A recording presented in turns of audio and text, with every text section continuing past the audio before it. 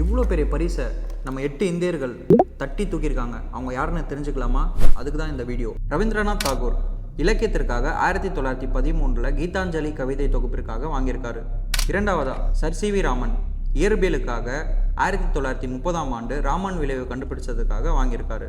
மூன்றாவதா mother Teresa அமைதிக்காக 1979 ஏழை நோயாளிகளுக்கான சேவைக்காக வாங்கியிருக்காங்க. நாலாவது சுப்பிரமணிய சந்திரசேகர் இயற்பியலுக்காக 1983 நட்சத்திரங்களின் அமைப்பு மற்றும் வளர்ச்சிக்காக வாங்கியிருக்காங்க.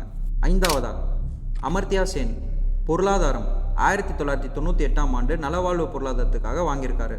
ஆறாவதா வெங்கட்ராம ராமகிருஷ்ணன் வேதியியலுக்காக 2009 ரைபோசோம் அமைப்பு ஆய்விற்காக வாங்கியிருக்காரு. ஏழாவதா கைலாஷ் சத்யமூர்த்தி அமைதிக்காக 2014 குழந்தை தொழிலாளர் ஒழிப்பிற்காக வாங்கியிருக்காரு. எட்டாவதா அபிஜித் பானர்ஜி பொருளாதாரத்துக்காக 2019 வறுமை குறைக்கும் ஆய்விற்காக வாங்கியிருக்காங்க. நோபல் பரிசு பற்றி தெரிஞ்சுக்க கீழே இருக்கிற லிங்கை கிளிக் பண்ணி முழுசாக பார்த்துக்கோங்க. மேலும் இது போல் சுவாரஸ்யமான தகவலை தெரிஞ்சுக்க எங்களோட சேனலை சப்ஸ்கிரைப் பண்ணுங்கள்.